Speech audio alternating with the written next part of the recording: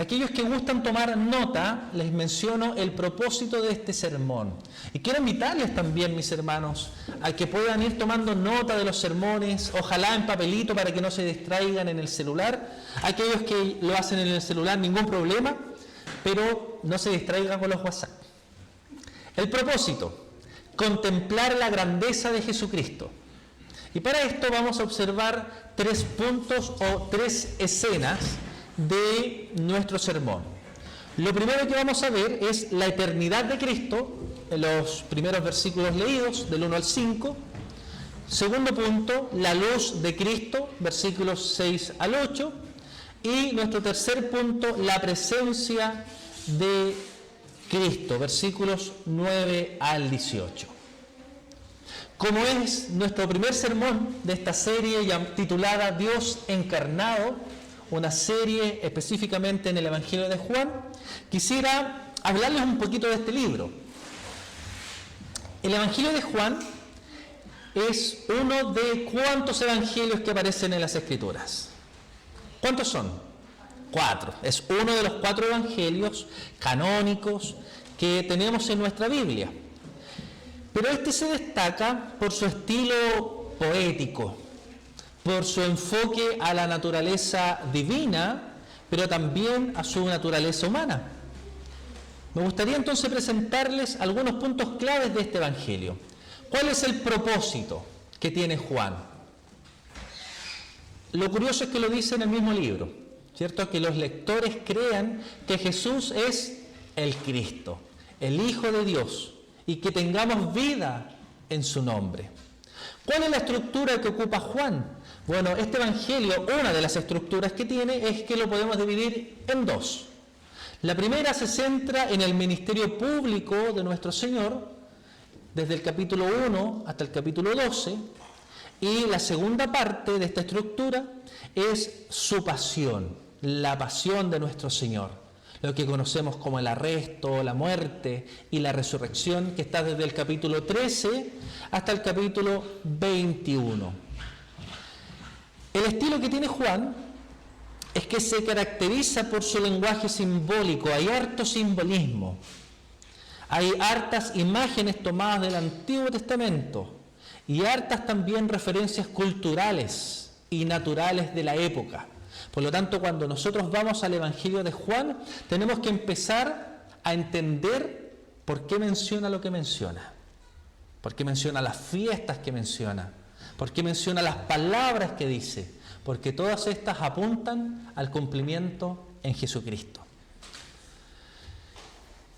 Como contenido, Juan incluye milagros, incluye discursos, incluye enseñanzas de nuestro Señor y milagros como la conversión de uno de los milagros que más nos gusta como presbiterianos. ¿Cuál creerán ustedes? El agua convertida en vino. La curación del ciego, la resurrección de Lázaro. En todas estas vemos que Jesucristo tiene poder. Vamos, queridos hermanos, a nuestro primer punto, la eternidad de Cristo. En esta primera escena vemos un comienzo extraordinario, porque Juan, el autor de este Evangelio, no inicia su libro relatando el nacimiento de Jesús como lo hacen otros libros, como los otros evangelios. Tampoco comienza con su ministerio terrenal. Tampoco nos habla del contexto histórico de su venida. Juan comienza mucho antes que esto y nos dice que comienza en la eternidad misma. Nos dice y nos hace una introducción diciéndonos que el Señor existe antes que el mundo existiera, antes de que la creación fuera tomada, antes de que el tiempo comenzara a correr. Nos dice Juan, Cristo, nuestro Señor, ya existía. Juan nos lleva a contemplar la vida de nuestro Señor Jesucristo, pero nos da un link y nos dice, debemos, para poder comprender a Jesucristo, mirarlo desde sus inicios, es decir, desde la eternidad. el texto nos presenta una verdad gloriosa, una verdad que es fundamental, mis hermanos. Cuando toda la creación comenzó a existir, Cristo ya era. Cristo ya existía. Por eso que el versículo comienza diciendo, nuestro capítulo comienza diciendo, en el principio ya existía el Verbo. Esta expresión, si la quisiéramos decir de otra forma, es básicamente decir, Jesucristo ha existido desde siempre. No hubo un momento en donde Cristo comenzara a existir. Él no es una criatura. Él no es un ser creado. Él es eterno. Mis hermanos, y Juan le da mucho énfasis a esto, porque en el momento en donde él estaba escribiendo acerca de Jesús, había un pensamiento gnóstico, en donde materia y espíritu no son compatibles, porque la materia es malo, lo espiritual es lo bueno, la materia es lo malo. Por eso Juan nos está diciendo, no se equivoquen, Jesús, a este que nosotros predicamos, ha existido desde siempre.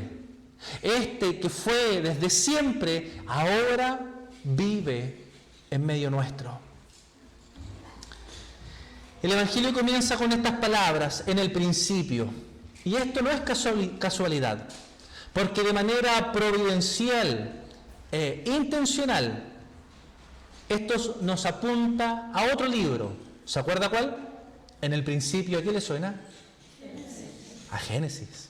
En el principio, ¿qué hizo Dios? Creó los cielos y la tierra.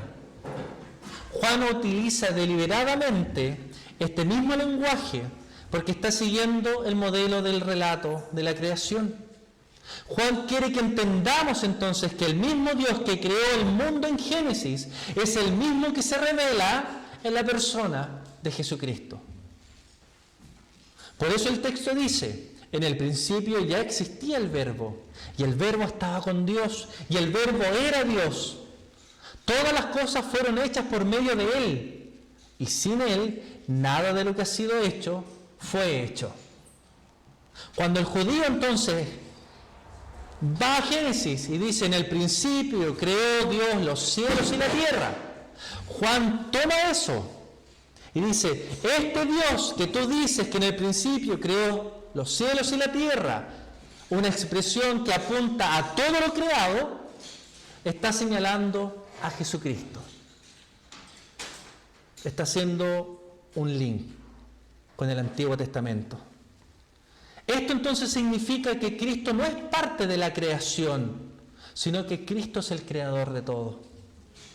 Y esto, mis hermanos, yo sé que a lo mejor para nosotros suena muy obvio, pero durante la historia muchas herejías han surgido tratando de quitar la humanidad de nuestro Señor Jesucristo o su divinidad. Algunas sectas famosas como los Testigos de Jehová simplemente dicen que Jesucristo es la primera creación, que es un ser creado, importante porque es la primera creación, pero no lo reconocen como el Señor, no lo reconocen como Dios. Y nosotros, por otro lado, declaramos que todo lo que existe fue hecho por medio de nuestro Señor. Todas las cosas más grandes y sublimes que tú puedas contemplar, las estrellas, las galaxias, los océanos, la tierra, tu vida, todo ha sido creado por nuestro Señor Jesucristo. Juan entonces enfatiza esta verdad de una manera absoluta y nos dice, sin Él nada de lo que ha sido hecho fue hecho. No hay una sola cosa en el universo que podría existir si no fuera una obra creada por Cristo. Es por eso, mis hermanos, que nuestro Señor Jesucristo tiene plena autoridad sobre toda la creación. Es por eso, mis hermanos, que el Señor podía decir, multiplíquense los panes, multiplíquense los peces. Es por eso que nuestro Señor podía decir al mar y al viento, paren, cesen, porque Él es el Señor de la creación. Él es el que tiene poder por sobre todas las cosas. Él es el que tiene poder y autoridad sobre tu vida. Porque es tu Creador, es tu Señor. Y Juan añade un poquito más de luz y nos dice, en Él estaba la vida, y la vida era la luz de los hombres. La luz brilla en las tinieblas, y las tinieblas no la comprendieron. El mundo, querido hermano, está sumergido en tinieblas espirituales, muertos espiritualmente hablando. El pecado ha oscurecido el corazón del hombre. Pero la luz de nuestro Señor Jesucristo brilla en medio de esa oscuridad. Y saben que lo más hermoso es que las tinieblas no pueden prevalecer ante la presencia de nuestro Señor. Las tinieblas no pueden prevalecer ante la presencia de nuestro Señor. Es por eso, mis hermanos, que todos los encuentros que los seres humanos han tenido con Dios, ¿qué pasa? Caen como muertos. Porque es imposible encontrarte con Dios o que Dios salga a tu encuentro y permanecer igual. Por eso que Jesús le podía decir a sus discípulos, antes de que fueran discípulos, Martina, sígueme. Pablo, sígueme. Patricio, sígueme. ¿Y qué hicieron? Lo siguieron. Los poderes del pecado no pueden apagar la luz de Cristo.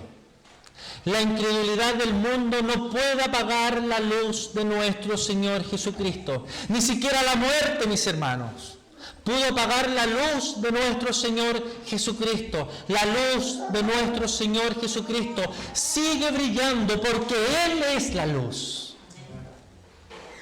Y aquí hay una exhortación pastoral muy clara para nosotros. Si Cristo es el Verbo eterno, el Creador de todas las cosas, la luz verdadera del mundo, entonces no podemos tratar a Cristo como algo secundario en nuestra vida. Hermanos, nuestro Señor Jesucristo no puede esperar a que tú tengas tiempo. Para aquellos que son estudiantes, queridos estudiantes, el Señor Jesucristo, la lectura de su palabra, la asistencia a la iglesia, la oración, no son cosas secundarias que pueden esperar cuando ya no tengas tareas. Para aquellos que trabajan y tienen que cumplir un horario, el Señor Jesucristo no es lo secundario en tu vida. El Señor Jesucristo tiene autoridad sobre ti, sobre tu trabajo. Puedes estudiar, puedes trabajar, puedes hacer todo lo que haces en tu vida, porque el Señor lo permite. No te equivoques. Él es digno, mis hermanos. Él es digno de toda adoración.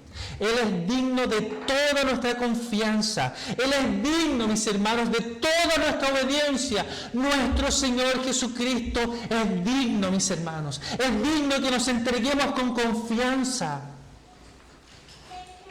Nuestro Señor Jesucristo es digno. Merece toda honra, merece toda gloria, merece que como iglesia le busquemos, mis hermanos. Él merece que nuestra vida sea transformada para que Él reine, porque Él es digno de ser alabado. Él es digno, mis hermanos. Es digno que nosotros, a pesar de que suframos en esta vida, sigamos firmes, perseverando, porque Él es digno. Él es digno de seguir gozosamente el camino del Señor. Él es digno, mis hermanos, de que enfrentemos el sufrimiento y el dolor. Él es digno de que pasemos y sobrepasemos las enfermedades. nuestro Señor es digno. El Cristo que vemos en Juan 1 no es simplemente un maestro religioso, es el Verbo eterno, el verdadero Dios, el Señor de toda creación, el Señor que vence las tinieblas con su autoridad. Y frente a este Cristo, la única respuesta apropiada es rendir nuestra vida, es rendir nuestro corazón, es rendir todo lo que somos, porque a Él le pertenece. En esta primera escena, mis hermanos, vemos la eternidad de Cristo. Y ahora somos invitados a observar la luz de Cristo. Versículos 6 y 8, no lo vamos a leer nuevamente, pero mantenga su Biblia abierta. En esta segunda escena se nos introduce un personaje muy importante dentro del plan de Dios, Juan el Bautista. Por eso el texto dice, hubo un hombre enviado de Dios que se llamaba Juan. Juan el Bautista aparece renovando la tradición profética después de más de 400 años que se conocen como los años de silencio, en donde no había habido profeta en Israel. Durante este largo tiempo no había surgido ninguna voz profética, ninguna manifestación sobrenatural de Dios, nadie que hablara con la autoridad directa de Dios. Pero ahora, en este momento, en donde se está cumpliendo el plan redentor, Dios levanta a este hombre para preparar el camino del Mesías. Y el Evangelio de Juan lo menciona varias veces. Menciona varias cosas acerca de Juan el Bautista. Pero hay algo que es muy interesante, mis hermanos, es que yo les invito a que ustedes lean Juan y vean esto. Juan, el evangelista, el autor del Evangelio, hace mención de Juan el Bautista con un énfasis muy claro. Juan no es el centro de la historia. Cristo es el centro. Por eso el texto afirma, este vino como testigo para dar testimonio de la luz, a fin de que todos creyeran por medio de él. Juan el Bautista entendía perfectamente cuál era el plan de Dios. Él sabía que su vida no era el centro de la historia. Su vida era un dedo que señalaba hacia Cristo, una voz que se levantaba como portavoz de Dios. Por eso el texto dice que Él vino para que todos creyeran por medio de Él. El objetivo entonces de Juan era que las personas creyeran en Cristo. Y el objetivo de este Evangelio es llevarnos justamente ante el Señor Jesucristo. Y esto, mis hermanos, nos presenta un lineamiento para nosotros. ¿Cuál es? Que el centro de la iglesia, el centro de nuestras vidas, no eres tú, sino el Señor. El Señor. Lo importante, mis hermanos, en la iglesia, nuestra iglesia, no es el consistorio, no es el pastor, no son los presbíteros ni los diáconos, no son los líderes de algún departamento. El que merece honra y gloria es nuestro Señor Jesucristo. No estoy diciendo que no haya que que nos sometamos a la autoridad. Pero ¿quién merece nuestra adoración? Es Cristo. Cristo, mis hermanos. Y solamente Él. El objetivo del testimonio de Juan el Bautista, era que las personas pudieran creer en el Señor Jesucristo. Y esto nos da a nosotros también un principio. Debemos dar testimonio de nuestro Señor, porque esto es importante para la expansión del reino de nuestro Dios. Jesús dijo a sus discípulos en Hechos, versículo conocido, pero recibirán poder cuando el Espíritu Santo venga sobre ustedes, y serán mis testigos en Jerusalén, en toda Judea y Samaria y hasta los confines de la tierra. Ser testigo de nuestro Señor Jesucristo es esencial para el cumplimiento de nuestra vocación como creyentes. Así como Juan fue llamado a dar testimonio de la luz, nosotros somos llamados para señalar a las otras personas a Cristo, a la luz verdadera. Y esto puede hacerse de diferentes formas, de diferentes prácticas. Porque yo sé que muchos de nosotros, cuando hablamos de evangelizar, ponemos trabas sobre la vida. Y empezamos a tirar las siguientes frases. Es que no tengo conocimiento bíblico. Es que soy nuevo en la iglesia. Es que soy muy joven. Es que soy muy anciano. En que recién estoy aprendiendo. ¿Y qué pasa si no sé responder a una pregunta que me hagan? Y todas estas cosas nos han llevado a que la iglesia no predique y no viva el Evangelio. Por eso quiero señalarte algunas cosas prácticas para poder predicar el Evangelio. Podemos compartir con otros nuestra historia de salvación, contando lo que Cristo ha hecho en nuestra vida, lo que se conoce como testimonio. Ahora, esto predica específicamente, ¿esto es específicamente el Evangelio? No, pero lo podemos tomar para iniciar una conversación y para que en medio de esa conversación podamos anunciar las virtudes de aquel que nos salvó. Podemos también compartir las enseñanzas de Jesús con aquellos que aún no han conocido el Evangelio. Podemos mostrar amor, compasión con aquellos que están sufriendo o con aquellos que están en necesidad. Podemos orar por aquellos que aún no conocen a Cristo, pidiendo que el Espíritu Santo abra sus corazones y los guíe hacia la verdad. Pregunto, no levante su mano, no responda, simplemente medite en su corazón. ¿Cuántos de nosotros estamos realmente predicando el Evangelio?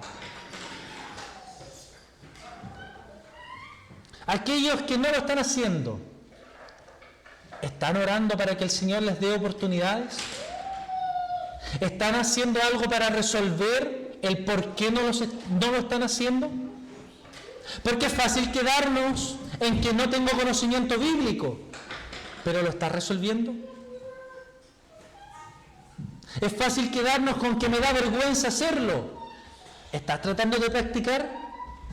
¿Estás orando, pidiéndole al Señor que te capacite, que te ayude, que te dé las oportunidades para poder ir perfeccionándote en esto? Mis hermanos, es cierto que también debemos ser realistas.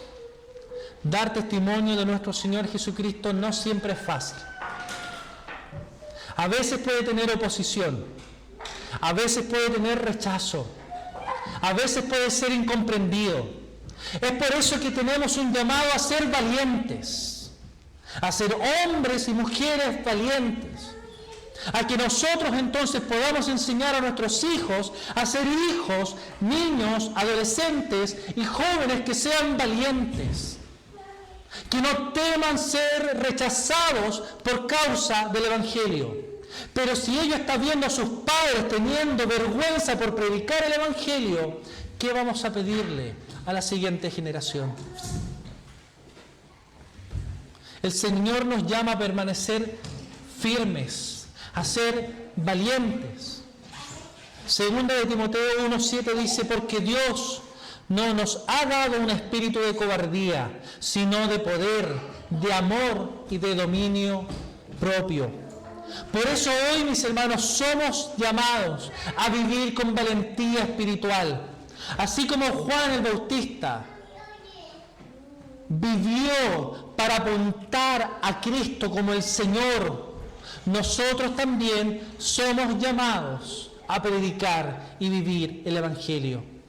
Somos llamados a ser testigos de la luz de nuestro Señor Jesucristo, porque todo le pertenece.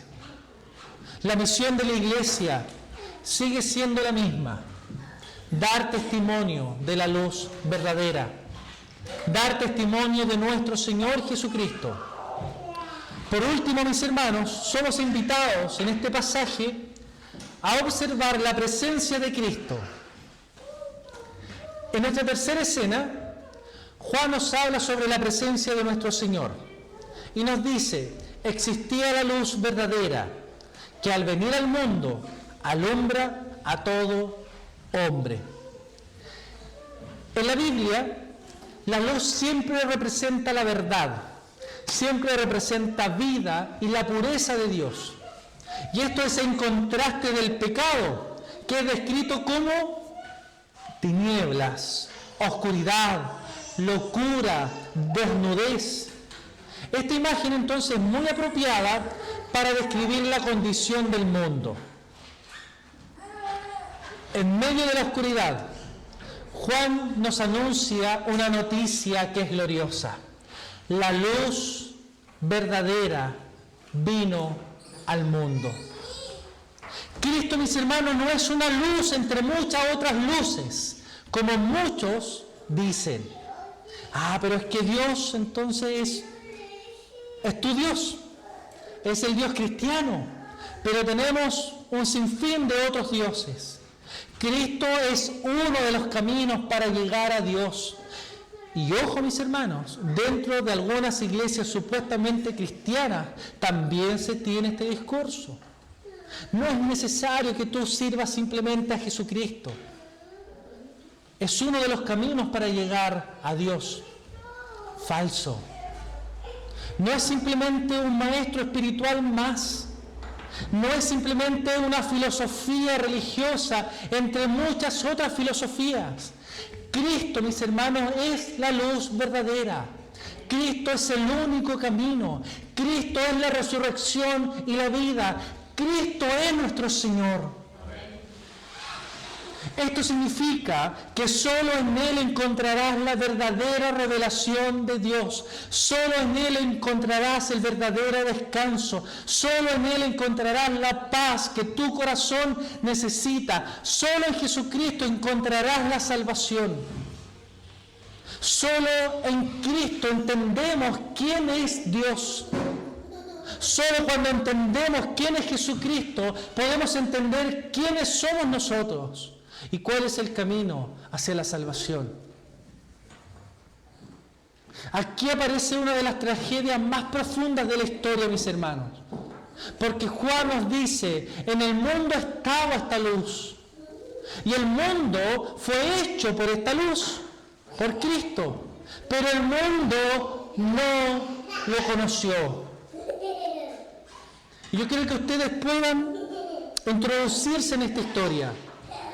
Mis hermanos, el creador de todas las cosas vino a este mundo, vino a su creación.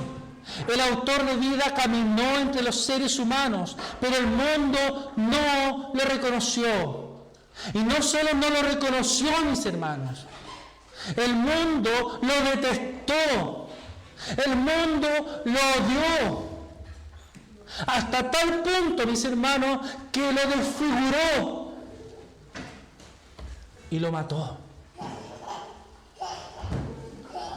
Esto nos muestra la profundidad de la muerte espiritual y de la ceguera del corazón humano.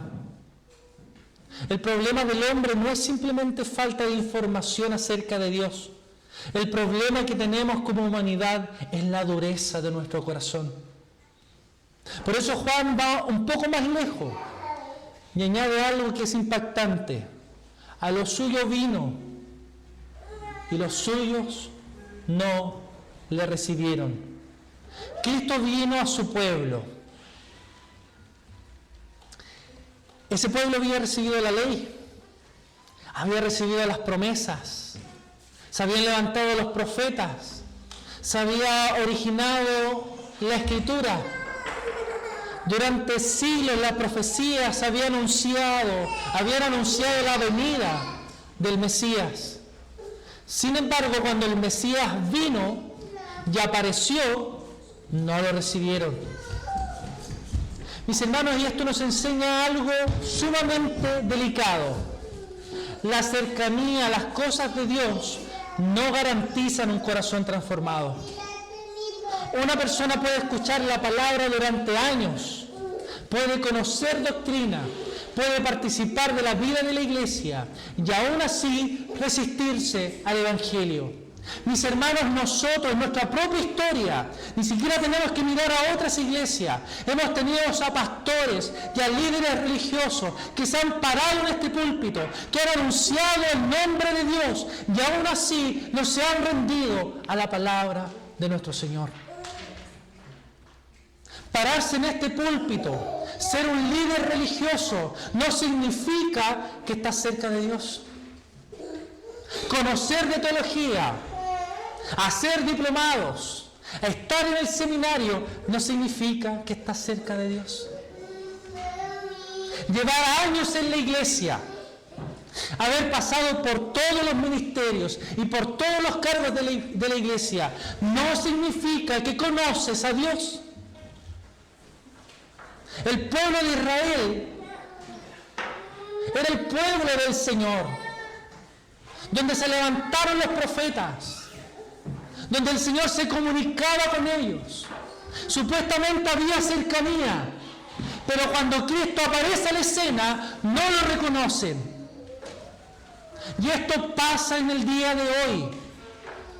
Venimos los domingos a la iglesia, sabemos de la doctrina reformada, podemos mencionar cuáles son los 5 puntos del calvinismo, pero estamos lejos del Señor. Nuestra vida refleja eso.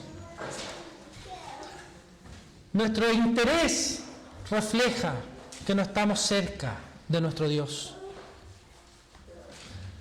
Pero el rechazo de este mundo no es el final de la historia. En medio de esta realidad, Juan introduce una de las promesas más gloriosas del Evangelio. Pero a todos los que le recibieron, les dio el derecho, les dio potestad de llegar a ser hijos de Dios.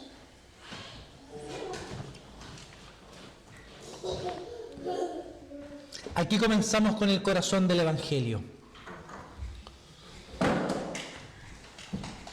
Aquellos que reciben a Cristo, aquellos que creen en su nombre, reciben el enorme privilegio, un incomparable privilegio de ser hechos hijos de Dios. Esto significa que la salvación no es solo el perdón de tus pecados, es algo mucho más profundo, es algo mucho más glorioso, mis hermanos. Es una nueva relación con Dios.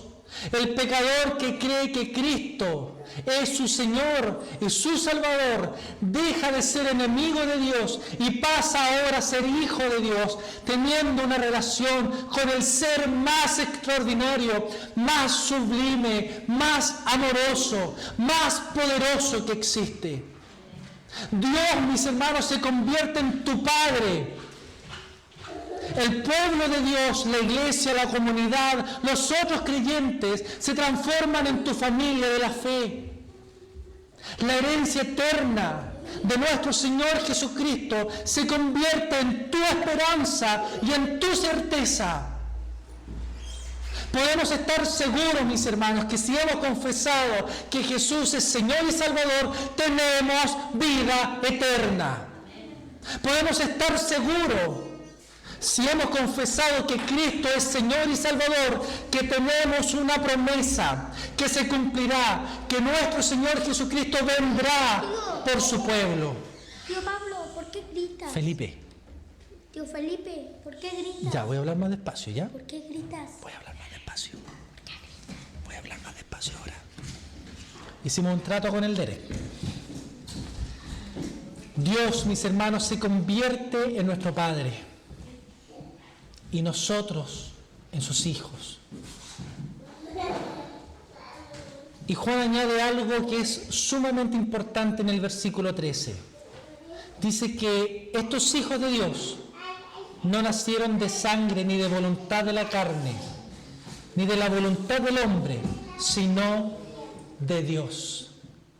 Esto significa que la salvación no es herencia familiar, no depende de tus esfuerzos humanos, no depende de cuán capacitado estás, No es una decisión religiosa externa.